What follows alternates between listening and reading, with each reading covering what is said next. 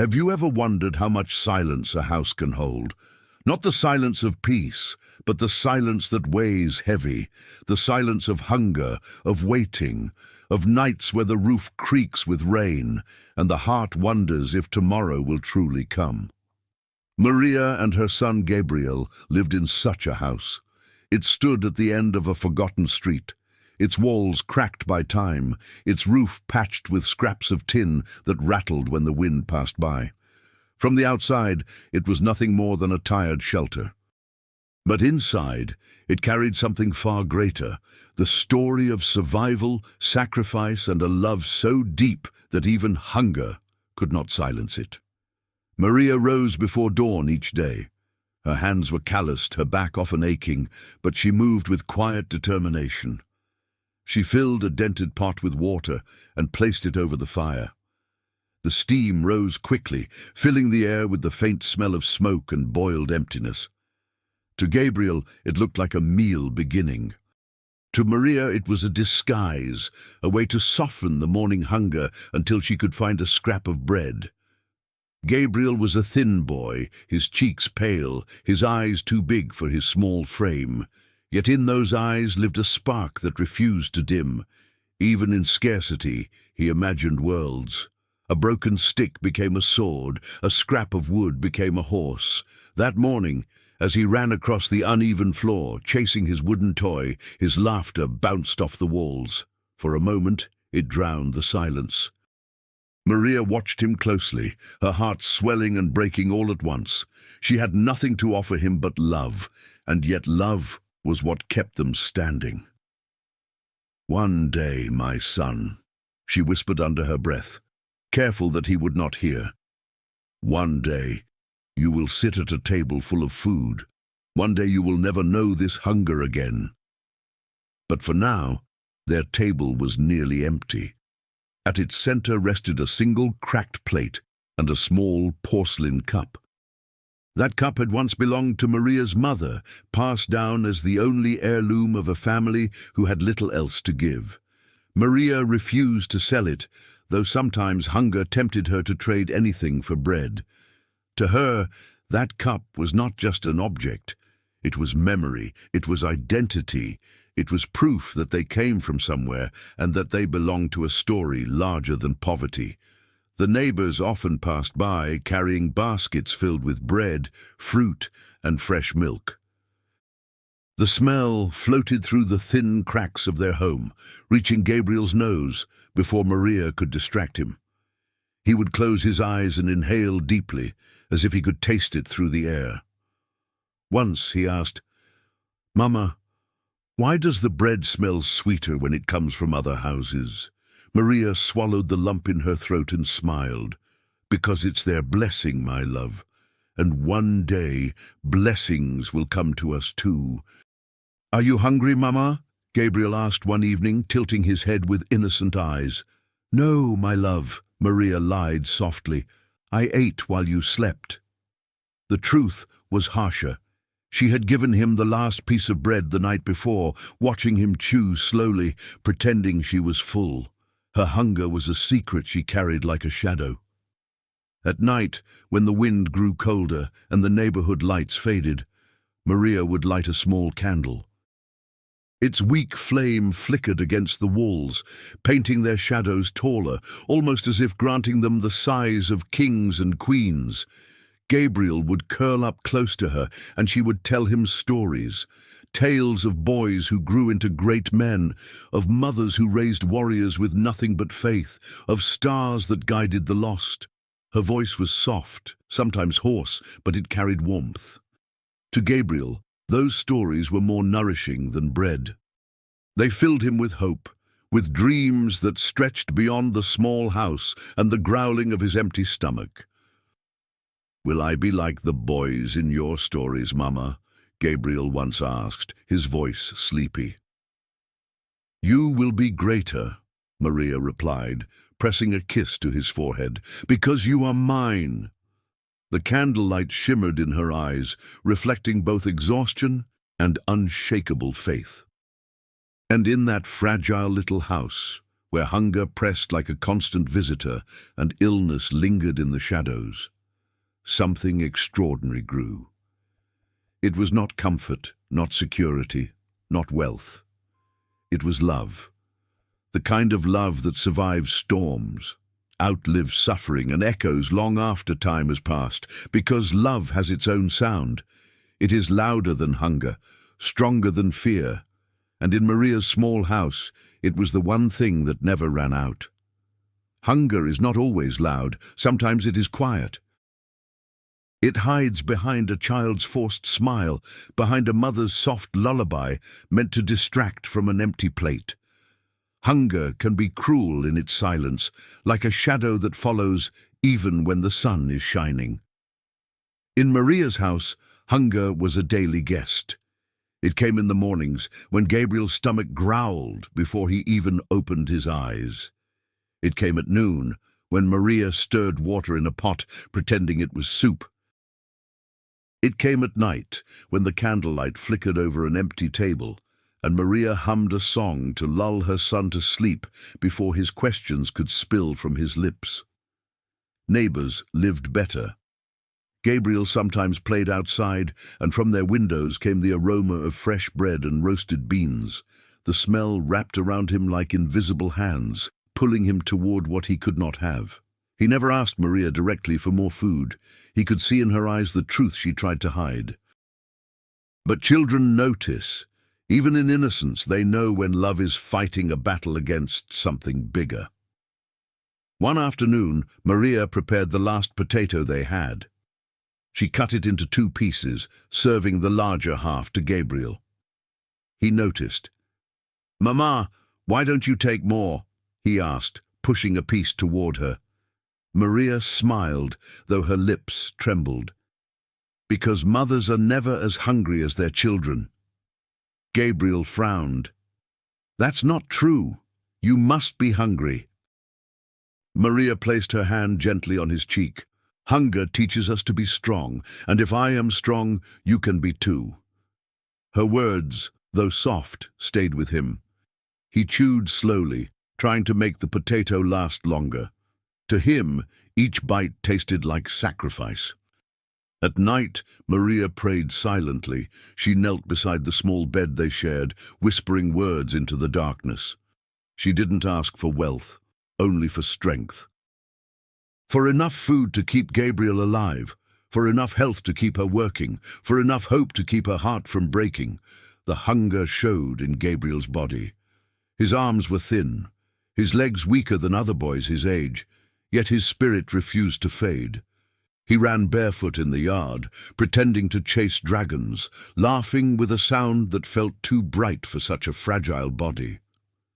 Maria watched him from the doorway, both proud and afraid, but hunger leaves marks beyond the body.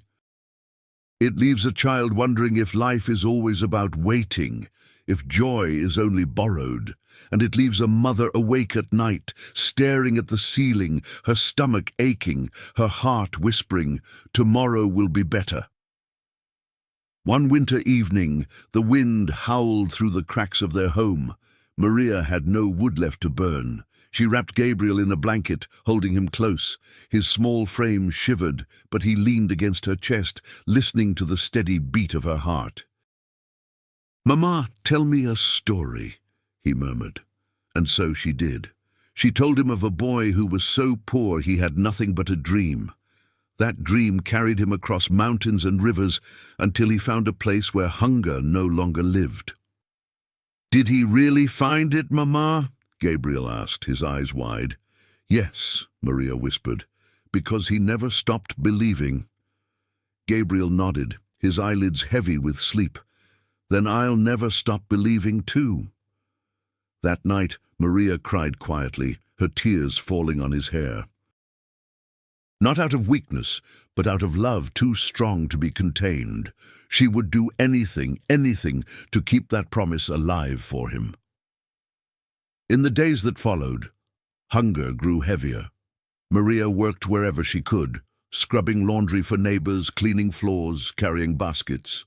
Her hands bled, her back ached, but she endured.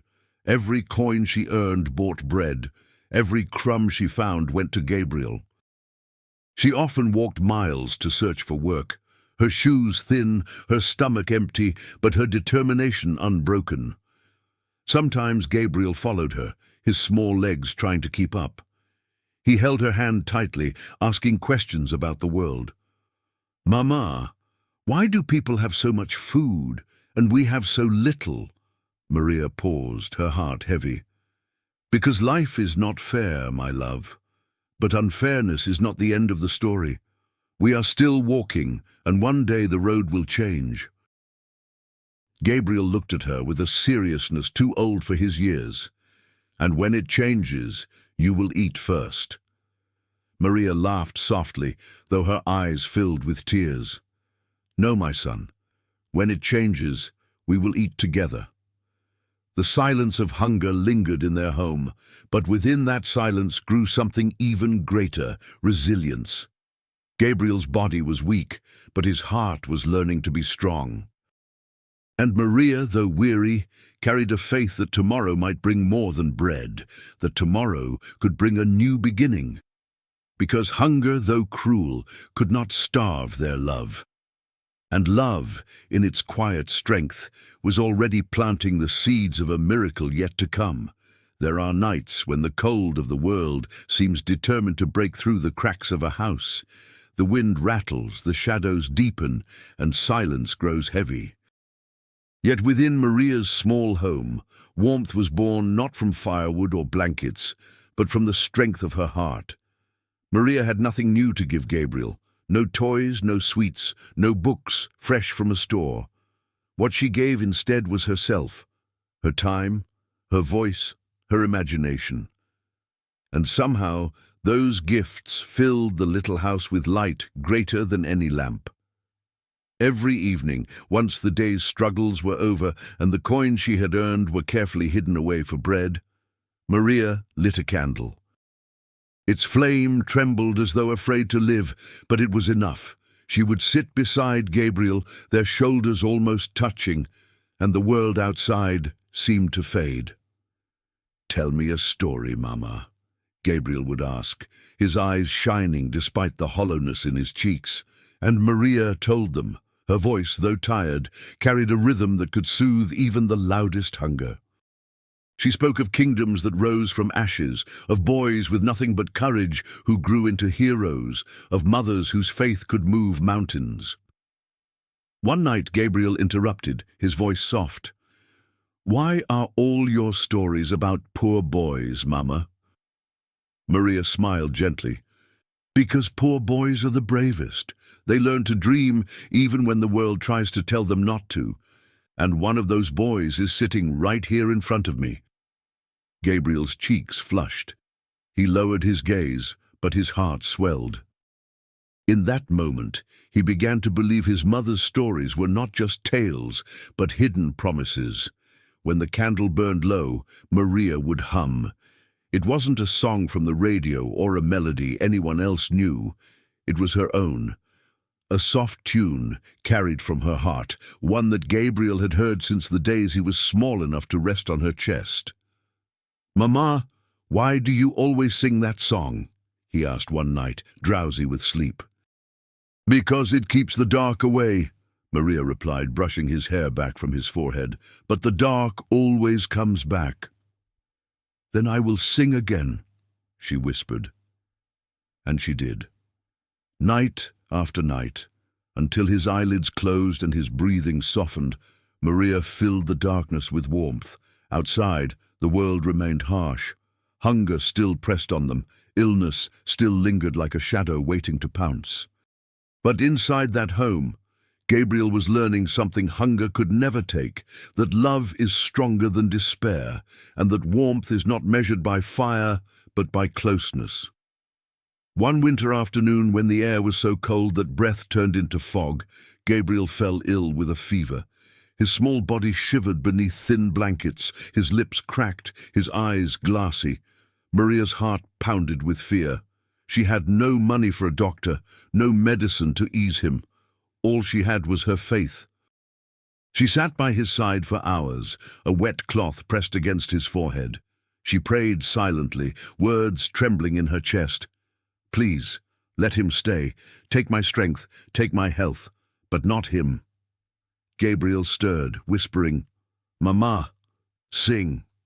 And Maria sang. Her voice cracked with exhaustion, but she sang until tears blurred her vision, until her voice became a fragile thread holding him close to life.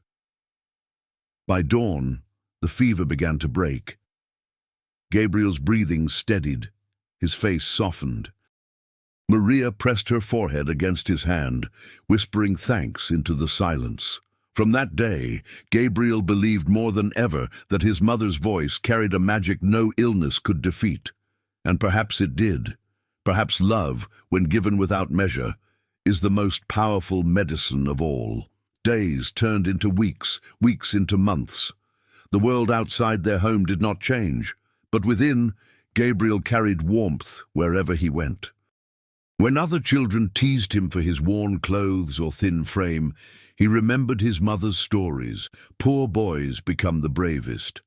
When hunger growled in his belly, he recalled her song. Darkness may return, but warmth will rise again. And Maria, though weary, found strength in her son's quiet resilience. His laughter, his dreams, his very existence reminded her why she endured. Because a mother's warmth is not measured by what she can provide, but by how deeply she can love.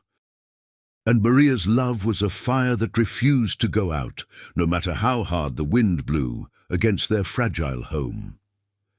Illness arrives like a thief in the night. It doesn't knock on the door or wait for permission. It slips quietly into the smallest cracks, turning warmth into shivers and laughter into silence. For Gabriel, it began with a cough. At first, Maria thought it was nothing, just the chill of winter. She wrapped him in blankets, brewed hot water with herbs she had gathered, and whispered that he would be fine. But the cough grew heavier, rattling his thin chest like a drum too fragile to endure. Soon, fever followed, painting his cheeks red while his lips trembled pale. Maria's heart raced each time she touched his forehead. The heat beneath her hand felt like fire, burning her hope 1 degree at a time. She tried everything she knew, cold cloths, whispered prayers, even the old remedies her mother once used, but nothing seemed enough. Nights became endless vigils. Maria sat by Gabriel's side, her back bent, her eyes fixed on the rise and fall of his breathing. Every shallow breath felt like a countdown, every pause like the edge of disaster. She sang softly, even when her voice cracked from exhaustion. "Mama!" Gabriel whispered one night, his voice so faint it was almost air. "Am I going to die?" Maria froze. Her soul screamed, but her lips remained steady. She pressed his hand to her cheek and said firmly, "No, my son, not while I have breath in me. You are going to live." But inside, fear gnawed at her. Medicine cost money, money she didn't have. The coins from cleaning houses and carrying laundry were never enough to buy more than bread. To think of doctors and medicine was to think of an impossible dream. Yet how could she let him go? The next morning, Maria made a decision. She removed the small gold band from her finger, her wedding ring, the last piece of her past with Gabriel's father. She had kept it through years of hunger, through days when selling it might have meant food on the table. But now, with Gabriel's life at stake, there was no hesitation. She walked miles into town, the ring hidden in her palm. Her steps were quick, but her heart was heavy. At the pawn shop, the man behind the counter eyed the ring, weighing it as though it were no more than metal. For Maria, it was years of memory, of love, of sacrifice. "It's not worth much," the man muttered. "It's worth my son's life," Maria replied, her voice trembling but unbreakable. The coins he gave her felt cold in her hand, but they were hope. She went straight to the pharmacy, her hands shaking as she handed over every cent for medicine. When the pharmacist placed the small bottle in her hands, tears filled her eyes. She clutched it as though it were the most precious treasure in the world. Back home, Maria held Gabriel close and gave him the medicine drop by drop. She whispered encouragement with each sip, as though her words themselves could heal him. Days passed slowly. The fever still clung to him, stubborn and cruel. But gradually, like dawn breaking after a long night, his breathing grew steadier, his eyes brighter. One morning, Gabriel opened his eyes fully, looked at her and managed a faint smile. "You didn't let me go, Mama." Maria's tears fell freely as she kissed his forehead. "Never, my love. Never." The weight of illness had pressed hard against them, threatening to crush what little strength they had left. But love pushed back. Maria's sacrifice, her relentless faith, and her refusal to give up carved a path where none seemed possible. For Gabriel, those days of sickness left a mark deeper than any scar. Even as a child, he understood something he could never forget, that his mother's love was stronger than hunger, stronger than fear, and even stronger than death. And for Maria, though she had lost her ring, she had gained something far greater, the chance to see her son breathe, laugh, and live another day. The memory of her sacrifice would never leave her, but neither would the relief of holding Gabriel's warm hand in hers, knowing that life had chosen to stay. In that fragile home, illness had tried to break them. Instead, it became another chapter in the story of survival, another reminder that even when the body falters, love can carry the weight of the world. Hope does not always come loudly. Sometimes it arrives in small gestures, a hand that reaches out, a smile offered when the heart is heavy, a kindness that costs little but saves much. For Maria and Gabriel, hope came just when the darkness seemed too thick to bear. After weeks of illness, Gabriel grew stronger. His cheeks regained a touch of color, and the brightness in his eyes returned like a candle relit. Maria watched him carefully, her heart lifting each time he laughed. Yet she knew their struggle was far from over. The medicine had saved him once, but what about tomorrow? What about the next hunger, the next storm? One morning, Maria was hanging washed clothes outside when Mrs. Alvarez, an elderly neighbor, approached. She was a widow with gentle eyes and hands that trembled with age. She had often watched Maria from afar, admiring her strength, but knowing her silence hid great suffering. "You work too hard, child," Mrs. Alvarez said softly. Maria smiled faintly, hiding her raw fingers behind her apron. "Work is what keeps us alive."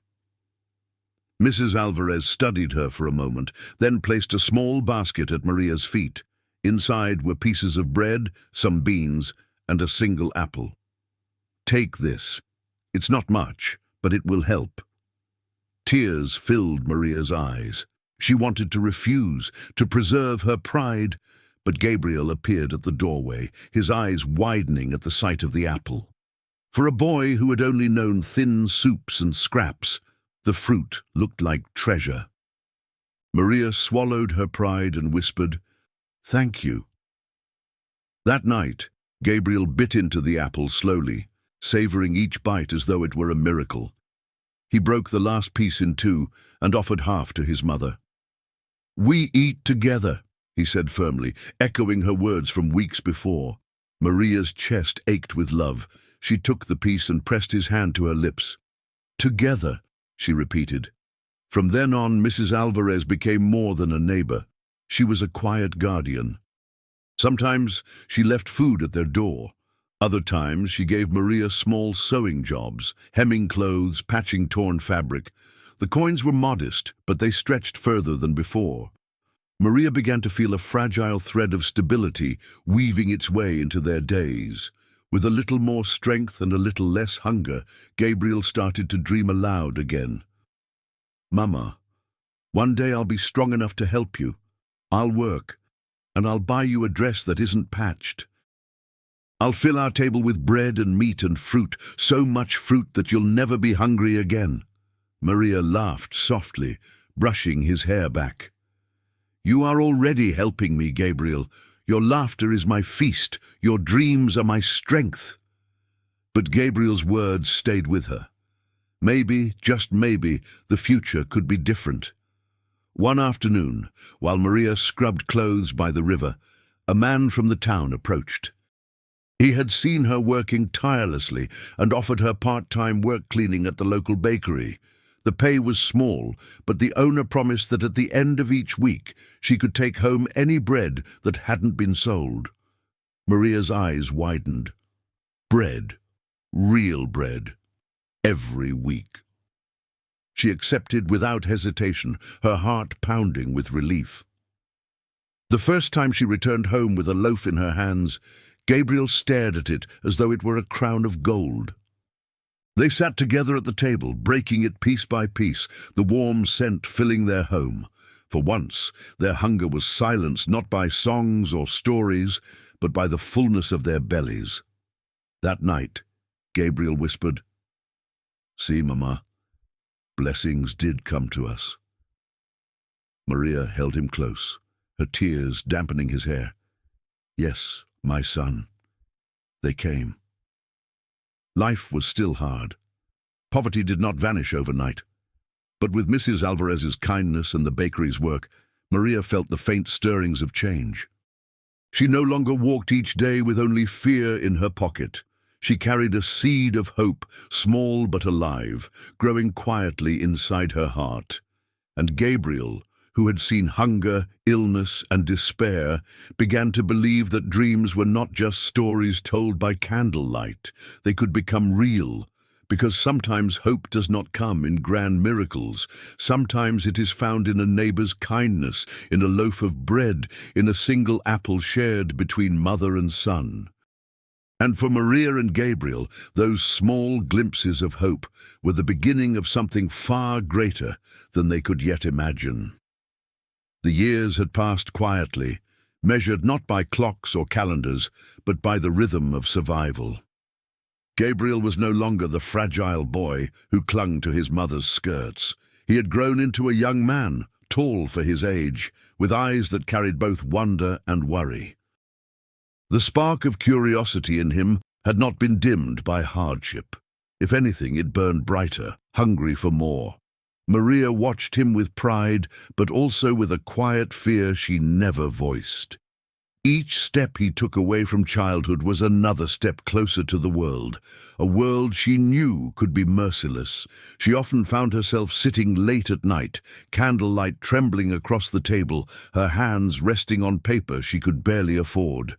She wrote letters she never intended to send. Some were addressed to Gabriel, words she could not say aloud. Others were to her late husband, taken too soon, leaving her with burdens too heavy and a grief too deep. Writing gave her release, a way to spill her heart without breaking in front of her son.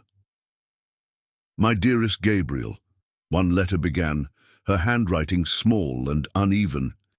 "If you ever read these words, know that every breath I take is for you. I have been afraid more than I admit, but your smile is the reason I rise each morning. Forgive me if I fail, but never doubt my love. It is the only thing I have in abundance." She folded the letter, placed it in a small wooden box under her bed, and wrote another. "To my beloved husband," another began, "I keep trying. Though the days are long and cruel, our son has your strength. He laughs sometimes, and in that laugh I hear you. I wish you were here to see him. I wish I wasn't so tired. If heaven listens, hold me steady." The box grew heavy with unsent words, soaked with ink and tears. One afternoon, when Maria was working late at the bakery, Gabriel stayed home. He searched for thread and needle to mend his worn shirt. In his search, he stumbled upon the wooden box. It was not locked. Its weight surprised him, and curiosity urged him to lift the lid. Inside, neatly stacked, were dozens of folded pages. He unfolded the first, expecting perhaps recipes or old accounts. Instead, he found his mother's voice, raw and trembling, speaking from the page. He read slowly, the words striking his heart like arrows. Line after line, Gabriel discovered truths he had never fully known: his mother's fears, her loneliness, her silent prayers, and above all, her love for him, written over and over in different ways across the years. His hands shook as he read a letter written when he had fallen ill as a boy. "If I lose him, I lose myself. Lord, take anything from me but not my son. Let me bear the hunger, the cold, the pain, just not his absence. He is my tomorrow." Gabriel pressed the paper to his chest, his eyes burning with tears. He had always known his mother loved him, but now he saw the depth of that love, how it carried both desperation and strength, how it lived in silence when words failed. When Maria returned home, she found the box open and Gabriel sitting beside it, letters scattered around him. For a moment she froze, shame flooding her. "Gabriel," she whispered, her voice breaking. He looked up, his cheeks wet. "Mama, why didn't you tell me?" She knelt beside him, gathering the papers with trembling hands. "Because some words are too heavy for a child to carry. I never wanted you to see my weakness." Gabriel took her hands, still calloused from years of labor. "Weakness? Mama, this is not weakness. This is love. This is the strongest thing I've ever seen." Maria's lips quivered. For so long she had hidden her fears, believing they made her less in her son's eyes. But now, in his gaze, she saw not pity, but reverence. He pulled her into an embrace, holding her tightly. "You don't have to hide from me anymore. I'm not a little boy. I want to carry this with you." In that moment, Maria felt a shift inside her. For years she had carried the weight alone, pouring her heart onto pages never meant to be read. Now the words had found their way into Gabriel's heart, and instead of breaking him, they bound him closer to her. The box remained under the bed, but from that day forward, Maria no longer wrote letters she would never send. She spoke more openly, letting her son see both her strength and her sorrow, and Gabriel, having read the silent history of his mother's soul, understood that love was not always loud or easy. Sometimes it was written quietly in the night, tucked away, waiting for the right moment to be found. The small town that had once felt like Gabriel's entire universe began to seem smaller as he grew older. The streets he had walked barefoot as a boy, the bakery that had been his second home, even the classroom with its cracked blackboard and broken desks, all of it now felt like a beginning, not an end. At 16, Gabriel was restless. He wanted more than survival. He wanted to test himself against the world. Yet with each dream there was the shadow of guilt. How could he think of leaving when his mother had sacrificed everything just to keep him standing? Maria noticed his silence at dinner, the way he stared at the flame of the candle instead of eating. "Your thoughts are louder than your words tonight," she said gently. Gabriel hesitated.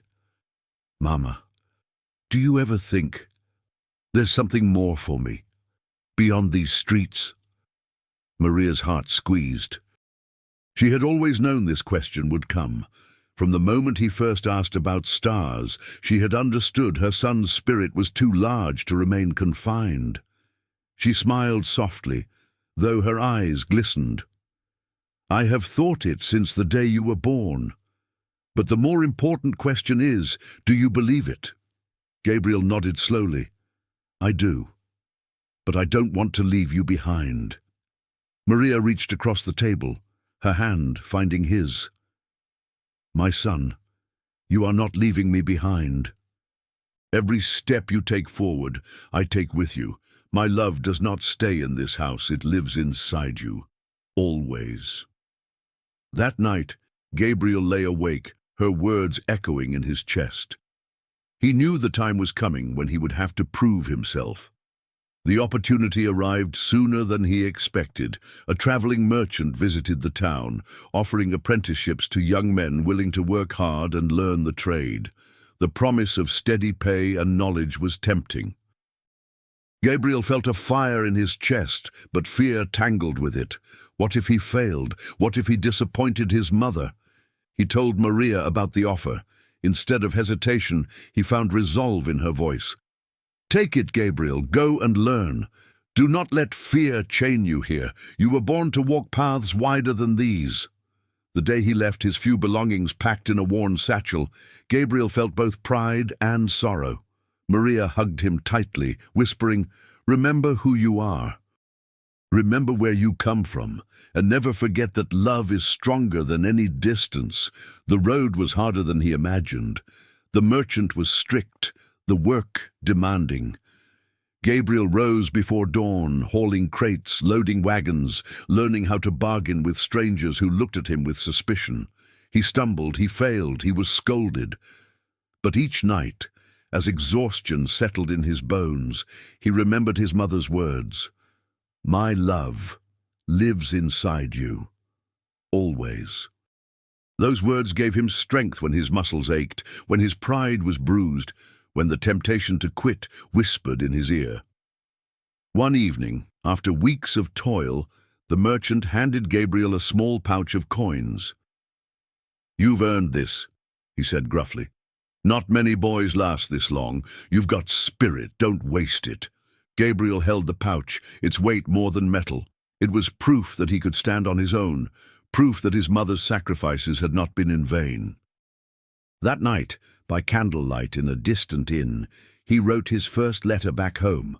"Mama, today I was paid for my work. It is not much, but it is honest, and it carries the sweat of my own hands.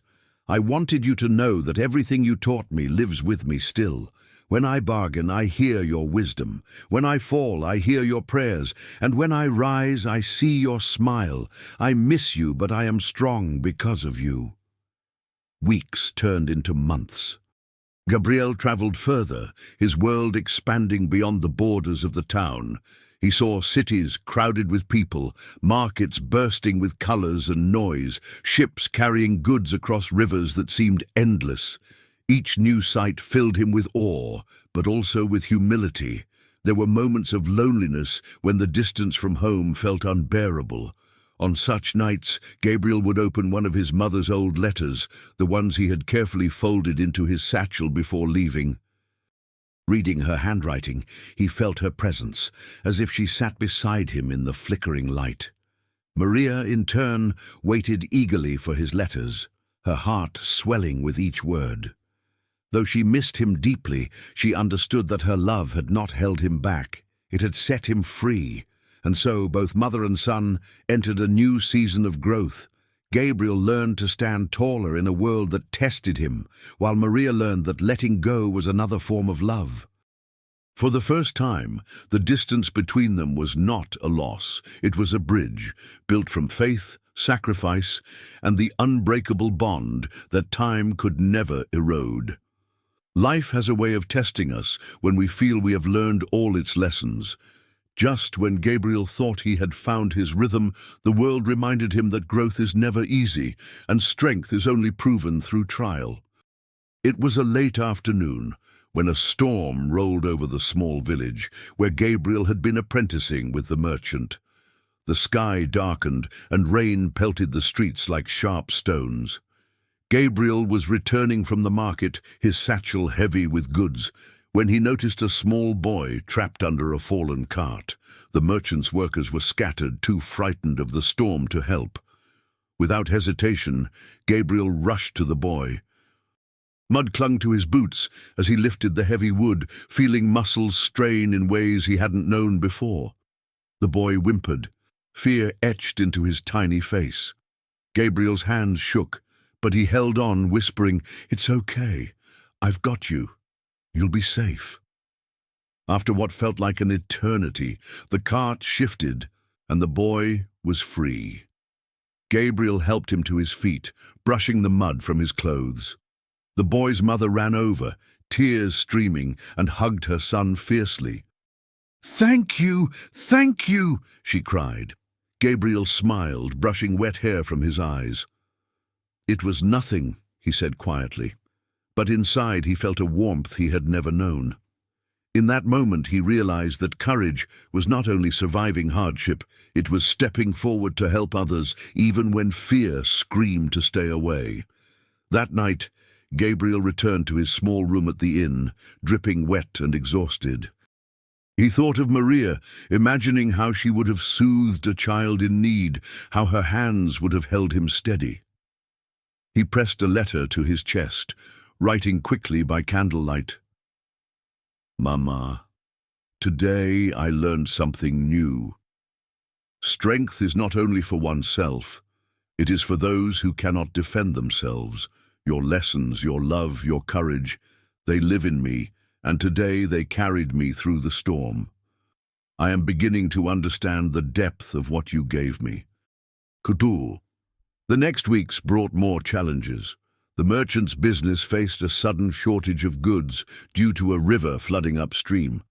Traders cancelled contracts and workers feared unemployment. Gabriel was thrust into responsibility, asked to negotiate, to bargain, to make choices that could affect the livelihoods of many. For the first time, he felt the weight of real consequence pressing on his shoulders. Doubt crept in. What if he failed? What if he made the wrong decision? He thought of Maria, her hands always moving, her eyes always full of quiet strength. He thought of the letters she wrote but never sent, the sacrifices she made silently. He drew courage from the memory of her unwavering faith. Gabriel worked tirelessly, speaking with traders, balancing numbers, listening more than he spoke. He made mistakes, yes, but he learned quickly. The merchant noticed his determination. "You've got more than skill," he said one evening. "You've got heart. Never lose it." The first real success came unexpectedly. A distant trader agreed to supply goods, and Gabriel's negotiations saved both jobs and income for the small team. That evening, as rain fell softly against the inn's window, he realized he had crossed a threshold. He was no longer a boy surviving hardship. He was a young man shaping his own destiny. Gabriel wrote to Maria once more, "Mama, the world is harder than I imagined, but it is also brighter. I face storms, but I remember your hands lifting me when I fell. I make decisions, some good, some not, but I feel your wisdom guiding me. I am learning to walk not just beside you, but in the spirit you taught me. One day I hope to make you proud, not just for surviving, but for living fully." That turning point changed everything. Gabriel no longer measured his days by fear or by hunger. He measured them by courage, by the capacity to act despite uncertainty, and by the strength of love. The same love that had carried him through childhood, illness, and deprivation. And though the storms of life were far from over, Gabriel knew that he would face them with the heart of a boy who had survived the coldest nights, the harshest hunger, and the fiercest illness, and with the spirit of a mother whose love had never wavered. Because life will always test us. But sometimes a turning point appears when we least expect it, reminding us that resilience, courage, and love are stronger than any challenge we might face. Time has a way of circling back. The boy who had once clung to his mother's skirts was now a young man with calloused hands, a steady gaze, and a heart full of experiences too vast to recount. He had faced storms, illness, hunger, and doubt, and through it all, Maria's voice had been his compass. Gabriel's journey had taken him to distant towns, bustling cities, and markets overflowing with life. He had seen beauty and cruelty, laughter and despair. He had earned coins with sweat and tears, but more importantly, he had earned confidence in himself and a deeper understanding of the love that had raised him. Yet no matter how far he traveled, one thought remained constant: I must return to Mama. The day he decided to go back, the sky was soft with the glow of morning. The path to their small town felt both familiar and strange. Fields he had once run across as a boy stretched differently now, as if the world itself had grown taller, broader, waiting to witness his return. As he neared the edge of the village, his heart raced. He imagined Maria standing at the doorway of their small house, worn but proud, the lines of hardship etched into her face, softened by the years of hope she had never given up. When he arrived, the house looked the same, yet somehow smaller, like it had been waiting for him to fill it with life again. And there she was, Maria. Her hands were busy with the laundry, but the moment she sensed movement, she looked up. Their eyes met, and time seemed to still. "Mama!" Gabriel's voice caught, thick with emotion. Maria dropped the cloth, her heart leaping. She ran to him, her arms wrapping around him as though she could compress all the years of worry, sacrifice, and longing into a single embrace. Tears fell freely from both of them, mingling joy with relief. "You're here," Maria whispered, pressing her forehead to his. "You're really here." "I'm here, Mama. I made it back. I've learned so much, and I've carried you with me every step of the way." Gabriel helped Maria inside, his hands brushing against the familiar walls, the worn furniture, the little signs of life she had kept alive through years of struggle. For the first time in a long while, the house felt warm, not from candles alone, but from the presence of love returned. Days passed in a gentle rhythm. Gabriel worked alongside Maria, helping her with chores, repairing the small damages the years of struggle had left behind, and sharing stories of the world he had seen. He brought back a loaf of bread from the bakery, fresh and warm, and sometimes he would surprise her with small treasures, a piece of fabric, a book, even coins he had saved.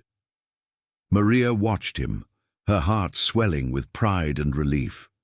She saw not just the boy who had once been hungry and sick, but the young man he had become, strong, kind, and wise beyond his years. And she understood that every sacrifice, every sleepless night, every tear had been worth it. One evening, as they sat by the candlelight, Gabriel spoke softly, "Mama, I want to build a life for us, a life where hunger and fear do not visit, where we can rest without worry. I want to give back all the love you gave me." Maria's eyes glistened. "My son, you already have. You returning, being here, that is more than I could ever ask for. But together, we can make the rest." Gabriel smiled, the memory of the wooden box of letters lingering in his mind. The letters she had never sent had guided him, just as her presence now guided his heart. He realized that the past, with all its pain, had prepared them for this moment, a beginning they could truly call their own. And so, the small house at the end of the forgotten street began to bloom again. The walls no longer echoed only with hardship. They resonated with laughter, conversation, and the quiet music of daily life shared. Gabriel and Maria walked side by side, not as mother and child bound by survival alone, but as partners in a life rebuilt on love, courage, and the lessons of a lifetime. Because some journeys must take years, and some struggles must carve deep into the soul before the heart can fully appreciate the beauty of home. And for Gabriel and Maria, the beauty of home was not only in the walls they returned to, but in the bond that no hardship could ever break. Life has a rhythm that often escapes understanding. Years of struggle, hunger, and illness had shaped Gabriel and Maria, each trial leaving marks, but also gifts, lessons carved deep into their hearts. And now, after so many storms, they stood at the edge of a new horizon, stronger than they had ever imagined. The small house, once fragile and worn, was filled with light. The windows no longer rattled with the cold, for warmth now came from more than firewood. It came from love restored, hope realized, and a bond that had weathered the harshest seasons. Gabriel had returned not only with experience, but with determination. He had saved coins, learned skills, and discovered that courage was not just facing hardship, but also embracing responsibility. Now he and Maria began to rebuild their lives in earnest. Together, they planted a small garden behind the house. Tomatoes, beans, and herbs grew where once there was only cracked soil and shadow. The act of nurturing life felt sacred, a mirror of the care Maria had given him through years of deprivation. Neighbors noticed the change. Mrs. Alvarez stopped by often, smiling at the sight of Gabriel tending plants alongside his mother. Children who had once watched Gabriel with curiosity now looked at him with admiration. The young man who had left as a boy with empty pockets returned as someone who carried the weight of experience lightly, like a man who had learned to rise above the storms. One morning, as sunlight spilled across the kitchen table, Gabriel looked at Maria and said, "Mama, do you remember the nights I was sick and you held me while I shivered with fever?" Maria nodded, her eyes glistening. "I remember. I prayed for you every night, whispered songs to keep the darkness away." "I've been thinking," Gabriel continued, "all of those nights, every hardship, every hunger, they taught me more than comfort ever could. You showed me how to survive, and now together we can thrive." Maria reached across the table and took his hand. "It's true, my son. And seeing you now standing strong, I finally see the rest of the story. The circle is complete. We survived, and now we live fully." They shared a smile that carried years of unspoken words. The wooden box of letters lay safely on a shelf, a testament to the silent love that had guided Gabriel through the darkest times. But now their story was no longer confined to ink and paper. It was alive in the laughter echoing through the house, in the garden blooming under the sun, and in the meals they shared without fear of hunger. Gabriel helped Maria with everything, fixing the roof, painting walls, and cooking meals with care. Each day, he felt the pride of giving back the love that had carried him, the strength of a mother whose sacrifices had shaped him into the man he had become. And Maria, in turn, watched him grow, realizing that love had multiplied, that their struggles had not only survived, but had been transformed into joy. One evening, as the sun dipped behind the horizon, Gabriel and Maria sat together on the porch, the air filled with the scent of herbs and fresh bread. Gabriel spoke softly, "Mama, I once thought survival was the goal, but now I know living, truly living, is what matters, and that's what you've taught me." Maria smiled, her hand brushing his. Every hardship had a purpose, every tear, every sleepless night. It led us here. And this moment is proof that love endures, that hope is real, and that life, even when cruel, can give back more than we ever dreamed. Gabriel nodded, tears welling in his eyes. "I will never forget, Mama. Never. Your love is my compass. I will carry it always and pass it on just like you passed it to me." The night fell gently, stars emerging one by one over the small town.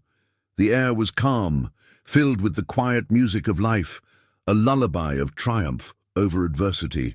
Gabriel and Maria, mother and son, sat together in silence, knowing that they had reached the full circle of their journey. From hunger to abundance, from sickness to strength, from despair to hope, they had emerged not just survivors, but witnesses to the enduring power of love. And in that silence, they understood a truth universal and eternal. Life is fragile, but love is resilient. Pain may test us, time may challenge us, but the bonds forged in the fire of adversity are unbreakable. To cherish every moment, to nurture every relationship, to embrace every hardship as a lesson. That is the legacy Maria and Gabriel had created. In the years to come, they would remember the nights of hunger, the shadows of illness, and the weight of uncertainty. But they would also remember the laughter, the shared meals, the letters, and the moments when hope whispered that better days were possible. And above all, they would remember each other. Because love, when nurtured, returns full circle. And in its return it heals, it inspires, and it transforms every life it touches.